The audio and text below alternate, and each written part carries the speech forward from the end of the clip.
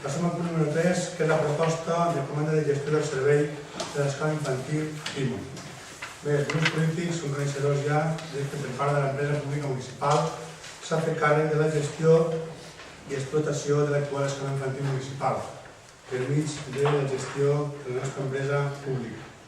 Dir que aquesta proposta, que va ser plantejada per la Junta de Govern local, es tracta de ratificar-la i acordar aquesta comanda a la nostra empresa. Dir que, bàsicament, la voluntat que té l'Ajuntament és el poder, per un costat, seguir creixent en places d'escolarització de 3 anys i per això el poder dotar-la de més personal i també, com no, d'un millor equilibri pressupostari i econòmic, tant de despeses com d'ingressos. D'aquesta manera, tot i que té un cost econòmic important, també hem de reconèixer que al final és la voluntat política i aquest cost econòmic es veu també recompensat en un benefici social, però que també convida en aquests moments, en aquesta situació econòmica, a des de l'Ajuntament buscar fórmules per a poder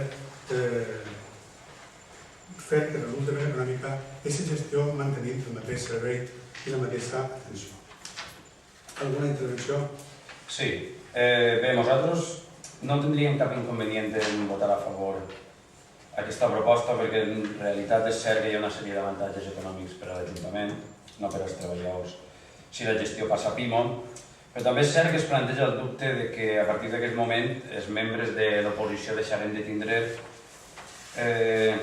cap control i coneixement sobre el tema. Jo no sé si el company del bloc té la mateixa sensació que nosaltres, i és que tenim la percepció que així el que es vol fer moltes voltes és evitar el control de l'oposició. I dic això per posar un exemple per el tema de quan van traspassar també la competència el tema del Pla General d'Ordenació Urbana a PIMO. Des d'aquest moment jo no he tornat a saber absolutament res del Pla General, del concert previ.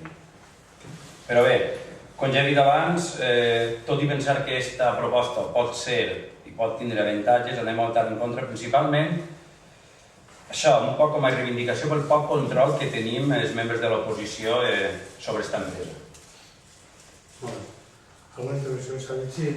Bé, nosaltres en repetir l'ocasió ens hem manifestat que les empreses municipals efectivament poden millorar la gestió dels recursos municipals. Està clar que el benefici econòmic és important, però una empresa municipal pensem que pot ser beneficiós econòmicament, però al mateix temps no aconseguir amb la seva gestió el benefici social que es busca amb l'escola infantil. Considerem que una escoleta municipal ha d'estar gestionada directament per l'Ajuntament i que els treballadors que tenen una tasca, en aquest cas educar els nostres fills, han d'estar contractats com cal, amb un sou i amb unes remuneracions acords amb la responsabilitat que tenen. Han d'estar contractats com cal, contractats i passant les proves pertinents i no a dit, com és conforme es podrà fer ara. Pensem que buscant el benefici econòmic per als actes municipals estem oblidant-nos un poc dels drets dels treballadors que han de garantir una qualitat en el servei que està prestant a la nostra societat de l'escola. Bé, nosaltres no anem a donar suport a aquesta proposta perquè pensem que és el que va fer-se, que és donar a dir les classes que s'ocupen a l'escoleta i per molt de benefici econòmic que anem a poder, com veiem els companys socialistes, el control de l'escoleta el perd completament el plenari de l'Ajuntament. Sí, jo a més penso que el control sobre la gestió de l'escoleta no recau només en la Recollida d'Educació de l'Ajuntament, sinó que l'empresa pública sou membres, tant un grup com l'altre de l'empresa, per tant tenim una informació que en algun moment necessiteu. Per tant, s'ha de que no hi ha nosaltres, no és així. Però bé, dir-vos també que si analitzem els municipis que més places oferten en la comarca en aquests moments de 0 a 3 anys, ens trobem en el municipi de Pedreguer i el municipi d'Ondara. Estem per davant de Dénia, estem per davant de Xàbia, estem per davant de Calp de molts municipis i molta més població i molta més demanda. I curiosament, les dues gestions, tant la d'Ondara, en aquests moments, com la de Pedreguer, ninguna està feta per l'Ajuntament de Pedreguer, en aquest cas l'Ajuntament d'Ondara. Totes per alternatives. Per algo serà. Jo vull dir-vos que és important tindre en compte que no voler buscar fórmules de poder gestionar millor econòmicament aquest recurs no és voler créixer. Perquè en aquests moments el que hi ha que fer és pensar com poder mantenir el servei que està prestant en aquest cas en l'escola infantil, com poder ampliar-lo i com s'ha ampliat aquest estiu i com tenim el número de places que tenim per un poble com el nostre, però no tenim que deixar de costat que per això també hem de buscar fórmules de gestió més òptimes i més acordes a la situació econòmica que tenim avui dels ajuntaments. Per tant, jo estic convençut que no va faltar buscar informació. De fet, la direcció del centre està en contacte plenament amb la regidoria d'educació, que és de qui depèn.